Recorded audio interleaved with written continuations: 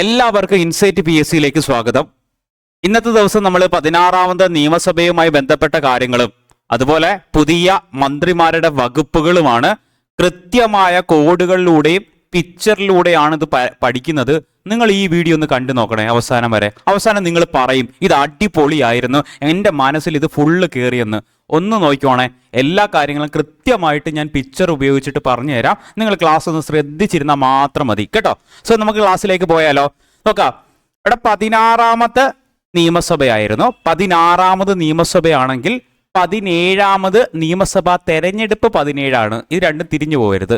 17ാമത് നിയമസഭാ തെരഞ്ഞെടുപ്പാണ്. ഇനി എത്രാമത്തെ മുഖ്യമന്ത്രിയാണ് VD സതീശൻ? 24ാമത്തെ കേട്ടോ. 24ാമത്തെ മുഖ്യമന്ത്രിയാണ്. ആ കാര്യം ഇവിടെ മനസ്സിലാക്കി വെക്കുക. ഇനി VD സതീശന്റെ നിയോജക മണ്ഡലം ഏതായിരുന്നു? പറവൂരാണ്. എറണാകുളം ജില്ലയിലെ പറവൂരാണ് എന്ന കാര്യം ഇവിടെ വ്യക്തമായിട്ട് മനസ്സിലാക്കുക. ഇനി ഇദ്ദേഹം ചെയ്യുന്ന വകുപ്പുകൾ ഏതാണെന്ന് നമുക്ക് എങ്ങനെ പഠിക്കാം? ഓക്കെ, ഏറ്റവും പ്രധാനപ്പെട്ട ഒരു മുഖ്യമന്ത്രി ആവുമ്പോൾ പൊതുഭരണം വേണ്ടേ? അദ്ദേഹത്തിന്റെ കൺട്രോളിലായിരിക്കും ആസൂത്രണം, അല്ലെ, പ്ലാനിങ്, നിയമം കേട്ടോ, നിയമം. ഇത്രയും കാര്യങ്ങൾ കൺട്രോൾ ചെയ്യണമെങ്കിൽ എന്ത് വേണോടെ? ധനം വേണം. എന്ത് വേണം? ധനം വേണം. ധനം വേണം. അപ്പം ധനകാര്യവും ആര് തന്നെയാണ്? VD സതീശനാണ്. ഈ ധനം എവിടുന്നാ വരുന്നേ? വിദേശത്തു നിന്നാ ധനം വരുന്നത്. എവിടെ പോയി വാങ്ങിക്കണം? എവിടെയാ വരുന്നത്? തുറമുഖത്ത്, ബോട്ടില്, കപ്പലിലാണ് എന്ത് വരുന്നത്? ധനം വരുന്നത്. സോ ഈ ധനം വാങ്ങാനായിട്ട് നമ്മൾ അങ്ങോട്ട് പോകണം. എവിടെ ചെല്ലണം? തുറമുഖത്ത് ചെല്ലണം. സോ നമ്മുടെ കോഡ് എന്തൊക്കെയാണെന്ന് വ്യക്തമായിട്ട് മനസ്സിലാക്കണേ. ഏതൊക്കെയാണ്? പൊതുഭരണം, ആസൂത്രണം, ധനകാര്യം, തുറമുഖം. വകുപ്പുകൾ കിട്ടിയോ? ഒന്നുകൂടെ പറഞ്ഞേ. പൊതുഭരണം, ആസൂത്രണം, നിയമം, ധനകാര്യം, തുറമുഖം. കേരളത്തിന്റെ മുഖ്യമന്ത്രിയായ VD സതീശനാണ്. ഇനി നമ്മുടെ നേരത്തെ മുഖ്യമന്ത്രി ആയിട്ടുള്ള വ്യക്തിയാണ് പ്രതിപക്ഷ നേതാവ്. പിണറായി വിജയനാണ് പ്രതിപക്ഷ നേതാവായിട്ടുള്ളത്. സോ ഇത്തരം കാര്യം സെറ്റാണെങ്കിൽ നമുക്ക് അടുത്തതിലേക്ക് പോകാം. എടാ, രമേശ് ചെന്നിത്തല. ഓർത്തിരിക്കണേ, രമേശ് ചെന്നിത്തല. നമുക്ക് ഈ ചെന്നിത്തല എന്ന വാക്ക് എടുക്കാം. അതിനകത്ത് എന്തുണ്ട്? തലയുണ്ട്. തലയുണ്ട്. എന്തുണ്ട്? തലയുണ്ട് എന്ന് മനസ്സിലായി. ഇനി എന്ത് ചെയ്യാ? നമ്മൾ മറ്റുള്ളവരുടെ കാര്യങ്ങളിൽ തലയിടുവാണെങ്കിൽ ഒന്ന് ശ്രദ്ധിക്കണം, അല്ലെ? ഒന്ന് വിജിലന്റ് ആയിരിക്കണം. അല്ലെങ്കിൽ അവരെന്ത് ചെയ്യുക? അവർക്ക് ഇഷ്ടപ്പെട്ടില്ലെങ്കിൽ അവർ നമ്മളെ പെരുമാറും. ഇത്തരം കാര്യം മനസ്സിലാക്കി വെക്കുക. ഓക്കെ, അപ്പൊ എന്താണ് നമ്മൾ പഠിക്കുന്നത്? ആഭ്യന്തര കാര്യത്തിൽ തലയിടുമ്പോൾ വിജിലന്റ് ആയിരിക്കണം എന്നാ, അല്ലേ? അല്ലെങ്കിൽ എന്ത് ചെയ്യാം? അവര് ദേഹത്ത് ഉപദ്രവിക്കും. അപ്പൊ നമുക്ക് എന്ത് വരും? പാട് വരും. ഹരിപ്പാട്. അദ്ദേഹത്തിന് നിയോജക മണ്ഡലവും കിട്ടി, ഹരിപ്പാട്. ഓക്കെ, അപ്പൊ ആഭ്യന്തര കാര്യത്തിൽ തലയിടുമ്പോൾ വിജിലന്റ് ആയിരിക്കണം. മനസ്സിലായോ? സോ വകുപ്പുകൾ കിട്ടിയല്ലോ. അപ്പൊ രമേശ് ചെന്നിത്തലയുടെ വകുപ്പ് ആഭ്യന്തരമാണ്, വിജിലൻസ് ആണ്. ഇത് രണ്ടും കിട്ടി. ഇനി നമുക്ക് അടുത്ത ആളിലേക്ക് പോകാം. KM ഷാജി ആണ്. KM ഷാജി വേങ്ങരയാണ്. KM ഷാജി വേങ്ങര. നമുക്ക് അറിയാവുന്ന ഒരു പേരാണ്. ഷാജി എന്ന് പറയുമ്പോൾ നിങ്ങൾക്ക് ആദ്യം മനസ്സിലോട്ട് ഓടിയെത്തുന്നത് ആരായിരിക്കും? ഇവിടെ ആട് 3 എല്ലാം കണ്ടതാണ്. ഷാജി പാപ്പനെ നിങ്ങൾക്ക് ഓർമ്മയുണ്ടോ? ഷാജി പാപ്പൻ എന്ത് ചെയ്യുന്നുണ്ട്? തദ്ദേശീയമായിട്ടുള്ള എല്ലാ പ്രശ്നങ്ങളിലും ഇടപെടാറുണ്ട്, അല്ലേ? തദ്ദേശീയമായിട്ടുള്ള എല്ലാ പ്രശ്നങ്ങളിലും ഇടപെടാറുണ്ട്. തദ്ദേശീയമായിട്ട് എല്ലായിടത്തും ഓടി നടന്ന് വർക്ക് ചെയ്യുന്ന ഒരാളായിരിക്കും ഷാജി എന്ന് പറയുന്നത്. സോ നമുക്ക് കിട്ടിയല്ലോ. തദ്ദേശീയമായുള്ള പ്രശ്നങ്ങൾ വരുവാണെങ്കിൽ എന്ത് ചെയ്യുക? ഷാജി എന്ന് പറയുന്ന ഒരാൾ അവിടെ കാണും. എന്ത് ചെയ്യുക? എല്ലാവരുടെയും പ്രശ്നത്തിൽ ഇടപെടും എന്ന് മനസ്സിലാക്കി വെക്കുക. അപ്പം എല്ലാ തദ്ദേശീയ സ്ഥാപനങ്ങളിലും സാധാരണയായിട്ട് കേൾക്കുന്ന ഒരു പേരാണ് ഷാജി. സോ ഈ ഷാജി എന്ന് പറയുമ്പോൾ നമുക്ക് കിട്ടി. KM ഷാജി ഏത് വകുപ്പാണെന്ന് മനസ്സിലാക്കുകയാണ്. തദ്ദേശ സ്വയംഭരണ വകുപ്പാണ് KM ഷാജി. ഈ കോഡ് മനസ്സിലായി. ഇഷ്ടപ്പെട്ടെങ്കിൽ നിങ്ങൾക്ക് ലൈക്ക് ചെയ്യണേ. അതുപോലെ തന്നെ സബ്സ്ക്രൈബ് ചെയ്യാത്തവരൊന്ന് സബ്സ്ക്രൈബ് ചെയ്തിട്ടേക്കണേ. സോ നമുക്ക് അടുത്തതിലേക്ക് പോകാം. AP അനിൽകുമാർ ആണ്. വണ്ടിയൂറാണ് AP അനിൽകുമാർ. സോ AP അനിൽകുമാറിനെ കുറിച്ച് പറയുവാണെങ്കിൽ നമുക്ക് അറിയാവുന്ന ഒരു വേർഡാണ് അനിൽ. അനിൽ എന്ന് പറയുവാണെങ്കിൽ അനിലൻ എന്ന് പറഞ്ഞാൽ എന്താണ്? അനിലൻ, അനിലോമീറ്റർ എന്നൊക്കെ പറയുവാണെങ്കിൽ എന്തിനെ കുറിച്ചാണ്? കാറ്റുമായിട്ട് ബന്ധപ്പെട്ടതാണ്. അനിലൻ. നമുക്കൊന്ന് നീട്ടി ഒന്ന് വായിച്ചു നോക്കേ. നീട്ടി ഒന്ന് പറഞ്ഞ അനിലൻ എന്ന് പറയുമ്പോൾ നമ്മുടെ വായിന്ന് ഒരു കാറ്റ് വരുന്ന പോലെ ഫീൽ ചെയ്തുണ്ടല്ലോ. അന്ന് മനസ്സിലാക്കണേ, കോഡാണ്. ഈ കോഡ് കഥാപാത്രങ്ങളുമായിട്ട് യാതൊരു ബന്ധവുമില്ല, തികച്ചും സാങ്കല്പികം മാത്രമാണ്. സോ കോഡിലൂടെ പഠിക്കാൻ വേണ്ടിയാണ്. സോ അപ്പൊ അനിലൻ എന്ന് പറയുമ്പോൾ കാറ്റാണെന്ന് മനസ്സിലാക്കുക. കാറ്റ്. സോ കാറ്റടിക്കുവാണെങ്കിൽ, വലിയ രീതിയിൽ കാറ്റടിക്കുവാണെങ്കിൽ നമ്മുടെ വീടുകളൊക്കെ എന്ത് ചെയ്യാം? നാശമാകും. വീടുകൾ നാശമായാൽ നമുക്ക് എന്ത് ചെയ്യാം? ഒരുപാട് പൈസ നഷ്ടമാവത്തില്ലേ? റവന്യൂ പോകത്തില്ലേ? നമ്മുടെ കൃഷിയിടങ്ങൾ നശിച്ചു പോകത്തില്ലേ? എല്ലാം പോകും. അപ്പം കാറ്റ് അനിലനാണെന്ന് കണക്ട് ചെയ്യുക. സോ ഈ അനിലൻ വരുവാണെങ്കിൽ എന്ത് ചെയ്യുക? കാറ്റ് വന്ന് നാശനഷ്ടങ്ങൾ ഉണ്ടാക്കി കഴിഞ്ഞാൽ റവന്യൂ പോകും. അപ്പം AP അനിൽകുമാർ ഏത് വകുപ്പാണെന്ന് മനസ്സിലാക്കുക. റവന്യൂ ആണ്. AP അനിൽകുമാർ ഏത് വകുപ്പാണ്? റവന്യൂ ആണ്. തെറ്റാണേ. ഓക്കെ നമുക്ക് അടുത്തൊരു പേരിലേക്ക് വരാം. T സിദ്ദീഖ്. സിദ്ദീഖ് കൽപ്പറ്റയാണ്. എടാ, കൽപ്പറ്റ എന്ന് പറയുമ്പോൾ ഏത് സ്ഥലമാണ്? കൽപ്പറ്റ എന്ന് പറയുമ്പോൾ വയനാടാണ് അല്ലെ. കൽപ്പറ്റ എന്ന് പറയുന്നത് വയനാടാണെന്ന് മനസ്സിലാക്കി വെക്കുക. ഇനി T സിദ്ദീഖ്. സിദ്ദീഖ് ദിക്ക് ദിക്ക് ദിക്ക് എന്താണ്? T ഇത് ഒന്ന് സ്പ്ലിറ്റ് ചെയ്യുക. സിദ്ദീഖ് ദിക്ക് എന്ന് പറയാം.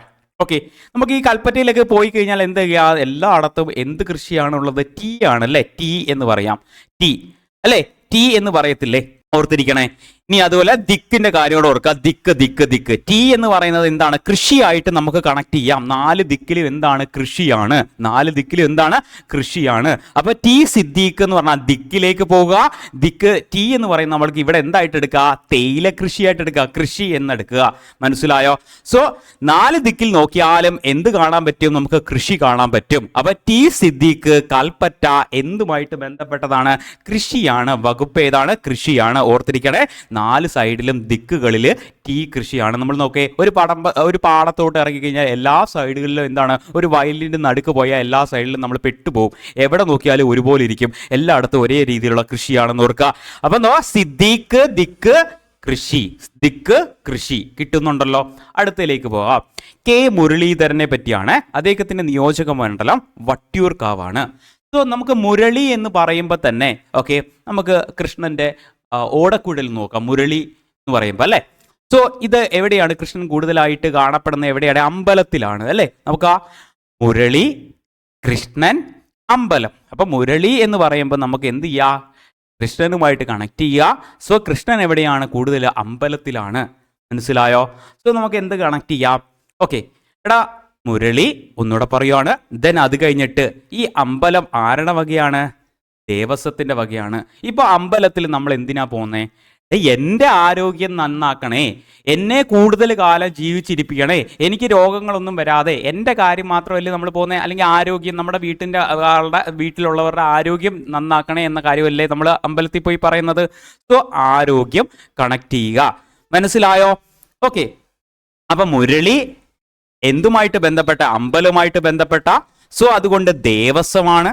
സോ ദേവസ്വം എന്ന് പറയുമ്പോൾ നമ്മൾ ദേവസ്വത്തിന്റെ അമ്പലത്തിൽ പോയിട്ട് എന്തോ പറയുന്നത്? ആരോഗ്യം നന്നാക്കണേ എന്നാ പറയുന്നത്. അപ്പൊ നമ്മൾ എങ്ങനെ പറയാം? നല്ല ആരോഗ്യം കിട്ടാനായിട്ട് എവിടെ? ദേവസ്വത്തിന്റെ അമ്പലത്തിൽ പോയിട്ട് നമ്മൾ പ്രാർത്ഥിക്കും. ദേവസ്വത്തിന്റെ അമ്പലത്തിൽ പോയിട്ട് പ്രാർത്ഥിക്കും. K മുരളീധരന്റെ വകുപ്പുകൾ ഏതൊക്കെയാണ്? ആരോഗ്യം, ദേവസ്വം. മറന്നുപോകാതെ പഠിച്ചുകൊണ്ടേ. ആരോഗ്യം, ദേവസ്വം. ഇനി നമുക്ക് അടുത്ത ആളിലേക്ക് വരാം. PC വിഷ്ണുനാഥാണ്. ഈ നാദ് എന്ന് പറയുമ്പോൾ നമുക്ക് നാദമായിട്ട് കൺവേർട്ട് ചെയ്യാലോ. നാദം, നാദം, നാദ്, നാദമായിട്ട് കൺവേർട്ട് ചെയ്യാം. ഒന്ന് ആലോചിച്ച് നോക്കേ. ഇവിടെ നമ്മളൊരു ലോങ് യാത്ര പോവുകയാണ്, അല്ലെങ്കിൽ നമ്മൾ എന്താണ്, നമ്മൾ ബസ്സിനകത്തൊരു ലോങ് യാത്ര, ഒരു ടൂറിസ്റ്റ് പ്ലേസിലേക്ക് നമ്മൾ യാത്ര ചെയ്യുകയാണ് അല്ലേ. നമ്മൾ യാത്ര ചെയ്യുമ്പോൾ നമ്മൾ എന്താണ് കൂടുതലായിട്ടും ചെയ്യുന്നത്? ഒരു വണ്ടിയിൽ യാത്ര ചെയ്യുമ്പോൾ പാട്ടൊക്കെ കേട്ട് സിനിമയൊക്കെ കണ്ട് അല്ലെങ്കിൽ സൈഡ് സീറ്റിലൊക്കെ ഇരുന്ന് ഇങ്ങനെ യാത്ര ചെയ്യാൻ ഒരു പ്രത്യേക ഒരു ഫീൽ അല്ലേടേ നിങ്ങൾ നിങ്ങൾ ടൂർ പോകുമ്പോൾ ഈ കാര്യങ്ങളെല്ലാം മനസ്സിലോട്ട് വരുന്നില്ലേ? സോ അപ്പം നമുക്ക് ആലോചിച്ച് നോക്കേ. അപ്പോൾ യാത്രയാണ്, വിനോദയാത്ര ചെയ്യുകയാണ്. നമ്മുടെ സംസ്കാരം എന്താണ്? പാട്ടും ഒക്കെ സിനിമയൊക്കെ കണ്ട് ഇങ്ങനെ യാത്ര ചെയ്യുകയാണ്. സോ ഇത്തരം കാര്യങ്ങൾ കിട്ടിയിട്ടുണ്ടെങ്കിൽ നമുക്ക് കിട്ടും. അപ്പം നാദ് ഓർത്തിരിക്കണം. നാദ്. സോ എന്താണ്? ആ വിനോദസഞ്ചാരത്തിന് പോകുമ്പോൾ നമ്മൾ പാട്ടും സിനിമയൊക്കെ കാണുന്നത് നമ്മുടെ ഒരു സംസ്കാരമാണ്. സോ ഇതിനകത്ത് നിന്ന് എന്തൊക്കെ കാര്യങ്ങൾ കിട്ടും? വിനോദസഞ്ചാരം. ഓക്കെ, ടൂറിസ്റ്റ് വകുപ്പ്, ടൂറിസം വിനോദസഞ്ചാരം ആരാ? വിഷ്ണുനാഥാണ്. പിന്നെന്താണ്? ആ പാട്ടും സിനിമയൊക്കെ എവിടെയാണ്? നമ്മൾക്ക് ആ സിനിമയിലാണ് കണക്കുന്നത്. സിനിമയായിട്ട് ബന്ധപ്പെട്ട ചലച്ചിത്ര അക്കാദമിയും മറ്റു കാര്യങ്ങളിലൊക്കെ വരുന്നത്. അതുപോലെ തന്നെ സാംസ്കാരികം. ഓക്കെ, അപ്പൊ ഇത്രയും കാര്യങ്ങളൊന്ന് പഠിച്ചു വെച്ചേക്കണേ. അപ്പം വിനോദസഞ്ചാരം, സാംസ്കാരികം, സിനിമ തുടങ്ങിയതൊക്കെ ആരാണ്? PC വിഷ്ണുനാഥാണ്. അദ്ദേഹത്തിന്റെ നിയോജക മണ്ഡലം കുണ്ട്രയാണ് എന്ന കാര്യം ഇവിടെ മനസ്സിലാക്കി വെക്കുക. കുണ്ട്രയാണ് അദ്ദേഹത്തിന്റെ നിയോജക മണ്ഡലം. സോ അത് സെറ്റ് ആണെങ്കിൽ നമുക്ക് അടുത്തതിലേക്ക് പോകാമേ. സോ അടുത്ത പേരാണ് റോജി എം ജോൺ ആണ്. റോജി എം ജോണ് പേര് ഓർത്തിരിക്കണേ. എടാ റോജി, എടാ ഈ ഒരു പിക്ചറിലേക്ക് എല്ലാവരും ഈ ഒരു പിക്ചറിലേക്ക് നോക്കേ, ഈ ഒരു പിക്ചറിലേക്ക് നോക്കേ. ഇനി ഇത് ഒന്നാമത്തെ വരിയല്ലേ, ഇത് ഒന്നാമത്തെ വരിയിൽ, ഈ ഒന്നാമത്തെ വരിയിൽ ഇരിക്കുന്നവരെല്ലാം അത്യാവശ്യം നല്ല, ഇപ്പൊ ഒരു സ്റ്റേജിന്റെ ഒന്നാമത്തെ വരിയിലൊക്കെ ഇരിക്കുന്നവരെന്താണ്, അത്യാവശ്യം നല്ല എഡ്യൂക്കേഷൻ ഉള്ളവരായിരിക്കും. ഇപ്പൊ IAS IPS അങ്ങനെ ഉന്നത വിദ്യാഭ്യാസം നേടിയവരല്ലേ ഈ ഫസ്റ്റ് റോയിൽ ഇരിക്കുന്നത്. മനസ്സിലായോ? സോ നമുക്ക് ഈ റോജി എം ജോണിനകത്ത് നിന്ന് റോജി എന്ന് പറയുന്ന വേഡിങ് എടുക്കാം. റോജി എന്ന് പറയുമ്പോൾ റോയ് ആയിട്ട് നമുക്ക് കൺവേർട്ട് ചെയ്യാം. അപ്പൊ ഈ ആദ്യത്തെ റോയിൽ ഇരിക്കുന്നവരെന്താണ്, ഉന്നത വിദ്യാഭ്യാസം ഉള്ളവരാണ്. സോ നമ്മൾ പഠിച്ചല്ലോ, ഉന്നത വിദ്യാഭ്യാസം നേടിയവരാണ് റോയിൽ ഇരിക്കുന്നത്. സോ മനസ്സിലായോ? അപ്പൊ നമ്മുടെ വകുപ്പ് ഏതാണ്? റോജി എം ജോണിന്റെ വകുപ്പ് ഉന്നത വിദ്യാഭ്യാസം. സെറ്റല്ലേ? ഇനി അടുത്തത് വരാം. അടുത്ത വളരെ ഇമ്പോർട്ടൻ്റ് ആണ്. എൻ ഷംസുദ്ദീൻ ആണ്. എൻ ഷംസുദ്ദീൻ, അദ്ദേഹത്തിന്റെ സ്ഥലം എവിടെയാണ്? മണ്ണാർക്കാടാണ്. മറ്റേ റോജി എം ജോണിന്റെ സ്ഥലം അങ്കമാലിയാണ്. അതോടൊന്ന് അറിഞ്ഞു വെച്ചേക്കണേ. ഇനി എൻ ഷംസുദ്ദീൻ, ദിൻ അല്ലെ, ദിൻ എന്ന് പറഞ്ഞാൽ എന്താടാ ഹിന്ദിയിലൊക്കെ പറഞ്ഞു കഴിഞ്ഞാൽ ദിവസം എന്നാണ് അല്ലെ. ദിവസവും നമ്മൾ ദിവസവും എന്ത് ചെയ്യുക? എല്ലാ ദിവസവും നമ്മുടെ വിദ്യാഭ്യാസം പഠിച്ചുകൊണ്ടേയിരിക്കുക. നമ്മൾ ഒരു PSC റാങ്കിൽ കിട്ടാൻ വേണ്ടി എല്ലാ ദിവസവും നമ്മൾ എന്ത് ചെയ്യുക? പഠിത്തം ആണ് നമ്മുടെ മെയിൻ ആയിട്ടുള്ള ലക്ഷ്യം അല്ലേ. സോ ബെറ്റർ ആയിട്ടുള്ള റാങ്കിൽ കിട്ടാൻ വേണ്ടി അപ്പം എന്ത് ചെയ്യുക? വിദ്യാഭ്യാസം. ഷംസുദ്ദീൻ കിട്ടുന്നുണ്ടോ? ദിൻ അവിടെ ഓർത്താൽ മതി. ദിൻ എന്ന് പറയുന്നത് എന്താ? ഷംസുദ്ദീൻ വിദ്യാഭ്യാസമാണെന്ന് നമുക്ക് ഓർമ്മ വേണം. വിദ്യാഭ്യാസം.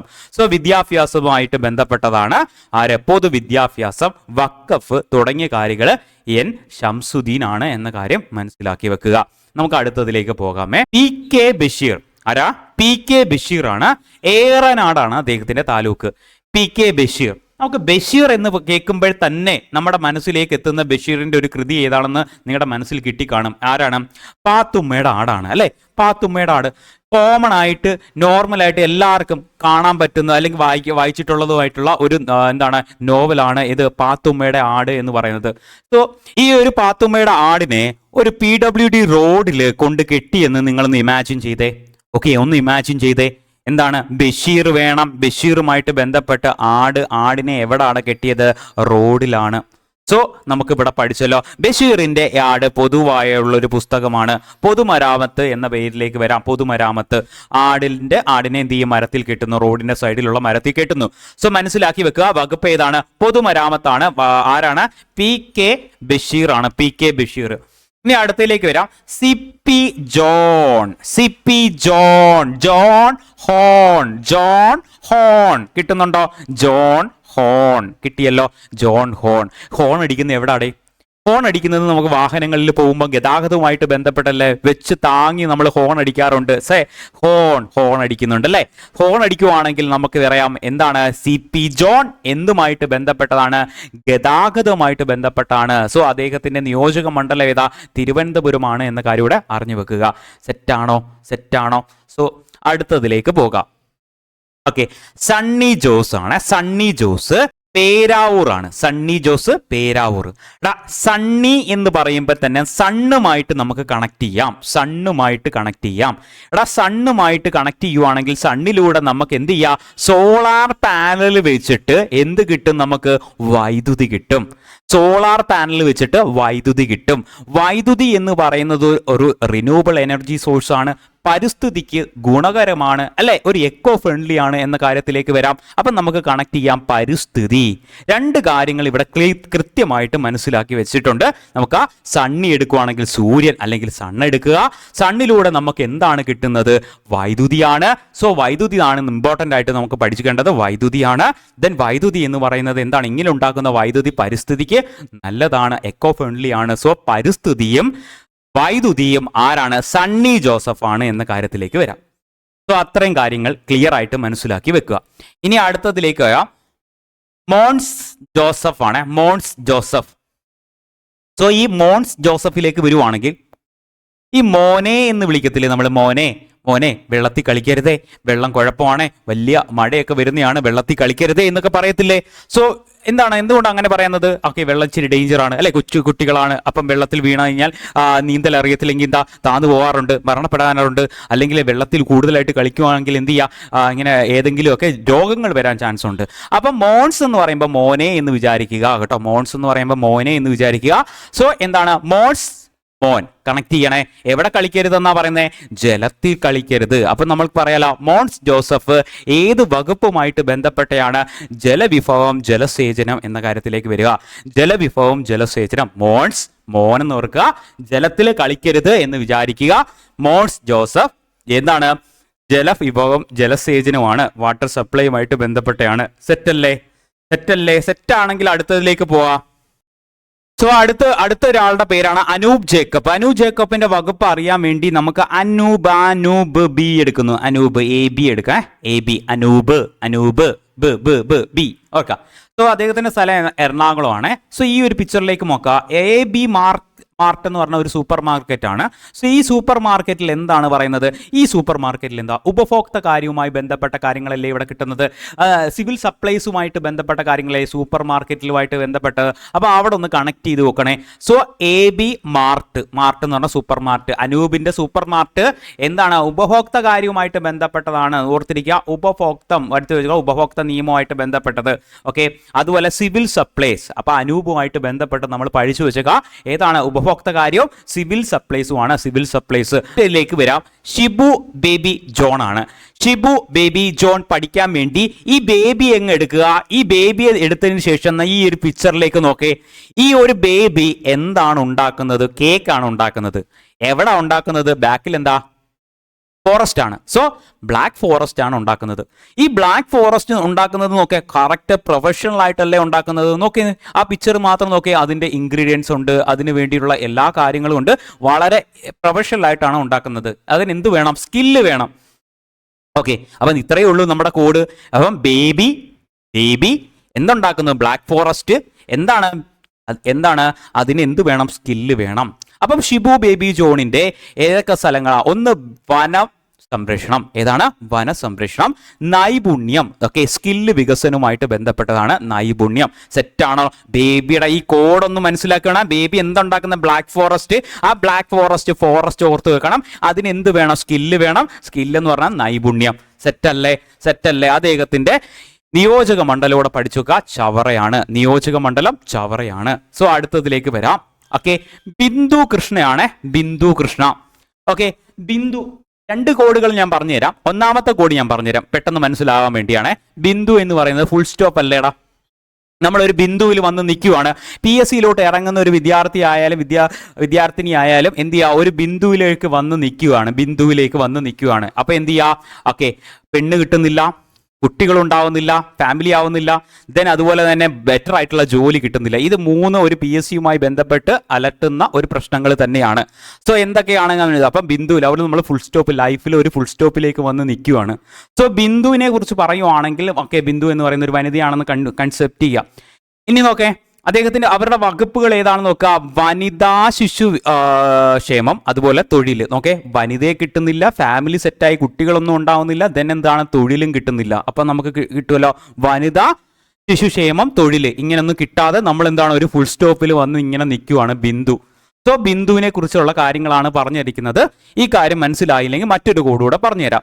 ഈ വനിത എന്ന് പറയുന്ന ബിന്ദു എന്ന് പറയുന്ന ഒരു വനിത ഉണ്ടെന്ന് വിചാരിക്കുക. ബിന്ദു എന്ന് പറയുന്ന ഒരു വനിതയുണ്ട്. സോ ഈ വനിത എന്താണ്? കുട്ടികളെ വളരെ ഇഷ്ടമാണ്, കുട്ടികളെയൊക്കെ ഇഷ്ടമാണ്. അതിനുശേഷം എന്ത് ചെയ്യാം? അവർ ജോലിക്ക് പോകും അല്ലേ? ഒരു വീട്ടമ്മയാണെങ്കിൽ, അല്ലെങ്കിൽ ജോലി കൂടെ ചെയ്യുന്ന ഒരു വീട്ടമ്മയാണെങ്കിൽ എന്താ? കുട്ടികളുടെ കാര്യങ്ങളെല്ലാം നോക്കിയതിന് ശേഷം എന്ത് ചെയ്യുക? ജോലിക്ക് പോകുന്നു എന്ന കാര്യത്തിലേക്ക് വരിക. ഓക്കെ, ഇത്രയും കാര്യം കിട്ടിയെങ്കിൽ നമുക്ക് അടുത്തതിലേക്ക് വരാം. VE അബ്ദുൾ ഗഫൂർ ആണ്. VE അബ്ദുൾ ഗഫൂർ കാ ദോസ്ത് എന്നൊക്കെ പറഞ്ഞ് നമ്മൾ പഠിക്കാറുണ്ട്. സോ ബിന്ദുകൃഷ്ണയുടെ ഈ നിയോജക മണ്ഡലം ഒന്ന് പഠിച്ചു നോക്കുക. കൊല്ലമാണ്. ഓക്കെ, കളമശ്ശേരിയാണ് നമ്മുടെ ആരുടെ? അബ്ദുൾ ഗഫൂറിന്റെ നിയോജക മണ്ഡലം. സോ ഈ കാര്യം മനസ്സിലാക്കുക. ഈ ഒരു പിക്ചർ നിങ്ങളുടെ മനസ്സിലോട്ട് ഓർമ്മയുണ്ടോ? ഈ ഒരു സിനിമ ഓർമ്മയുണ്ടല്ലോ? ഈ ഒരു സിനിമ ഓക്കെ, നമ്മുടെ ഗഫൂർ ദോസ്ത് എന്ത് ചെയ്യുന്നുണ്ട്, രണ്ടുപേരെയും ഗൾഫിലേക്ക് പറഞ്ഞു വിടുകയാണ്. ഒരു സാമൂഹ്യ നീതി അല്ലേടാ ചെയ്തേ, അല്ലെ ഒരു സാമൂഹ്യ പ്രവർത്തനമാണെന്ന് വിചാരിക്കുക, അല്ലേ? സാമൂഹ്യ പ്രവർത്തനം ജോലി ഇല്ലാതെ അലഞ്ഞു തിരിഞ്ഞ് നടന്നവരെ ഗൾഫിലെന്ന് പറഞ്ഞ് കയറ്റിവിടുകയാണ്, അല്ലേ? സോ ആ കാര്യം മനസ്സിലായി. ഗൾഫിൽ ചെന്നിട്ട് എന്ത് ചെയ്യുന്നു, എന്ത് ജോലി ചെയ്യുവാണ്, മീൻ വിറ്റ് ജീവിക്കുകയാണ്, മീൻ വിറ്റ് ജീവിക്കുവാണ്. സോ മനസ്സിലായോ? സോ ഇവിടെ എന്താണ് നമ്മൾ പഠിക്കുന്നത്, ഗഫൂർ ഓർക്കുക. ഗഫൂർ എന്ന് പറഞ്ഞത്, ഗഫൂർ എന്ത് ചെയ്തു, രണ്ടുപേരെയും എന്ത് ചെയ്ത്, സാമൂഹ്യ നീതി ചെയ്തു, അല്ലേ? സാമൂഹ്യ നീതി. ദെൻ അത് കഴിഞ്ഞിട്ട് എന്ത് ചെയ്യുക, മീൻ വിറ്റ് ജീവിക്കുന്നു. അപ്പം നമ്മൾ രണ്ട് കാര്യം കൂടെ കൃത്യമായിട്ട് പഠിച്ചു നോക്കണേ. ഫിഷറീസും സാമൂഹ്യ നീതിയും ആരാ, ഗഫൂറാണ്. ഓക്കെ, വി അബ്ദുൽ ഗഫൂറിന്റെ വകുപ്പുകൾ ഏതൊക്കെയാണ്, ഫിഷറീസും സാമൂഹ്യ നീതിയും. അടുത്തതിലേക്ക് വരാമേ. അടുത്ത KA തുളസിയാണ്. കോങ്ങാട് നിയോജക മണ്ഡലത്തിലാണ് KA തുളസി വരുന്നത്. ഈ തുളസിയുമായിട്ട് ബന്ധപ്പെട്ട കാര്യം ഒന്ന് ആലോചിച്ച് വെക്കുക. നമ്മൾ എവിടെയാണ് തുളയിടുന്നത്, അല്ലെ? കട്ടള പട്ടികയിൽ, അല്ലെ? പട്ടികയിലല്ലേ നമ്മളൊരു എന്ത് ചെയ്യുക, തുളയിടുന്നത്, അല്ലെ? ആ തുളയിടുന്നത് പട്ടികയിലാണെന്ന് വിചാരിച്ചു കഴിഞ്ഞാൽ നമ്മൾക്ക് കിട്ടും. എന്താണ് തുളസി, തുള ഓർക്കുക, പട്ടിക എന്ന കാര്യം ഓർക്കുക. നമ്മളിങ്ങനെ ആണി അടിക്കാൻ വേണ്ടി തുളയിടുന്നുണ്ട്. സോ എന്തിനു വേണ്ടിയാണ്, പട്ടികജാതി പട്ടികവർഗ ക്ഷേമം. ഓർത്തിരിക്കണേ, ഇമ്പോർട്ടൻ്റ് ആയിട്ട് പഠിച്ചു വെക്കുക. പട്ടികജാതി പട്ടികവർഗമാണ് KA തുളസി എന്ന് പറയുന്നത്. പട്ടികജാതി പട്ടികവർഗമാണ് KA തുളസി എന്ന് പറയുന്നത്. സോ അടുത്തതിലേക്ക് വരാമേ. അടുത്തതാണ് M ലിജു എന്ന് പറയുന്നത്. M ലിജുവിന്റെ കായംകുളമാണ്.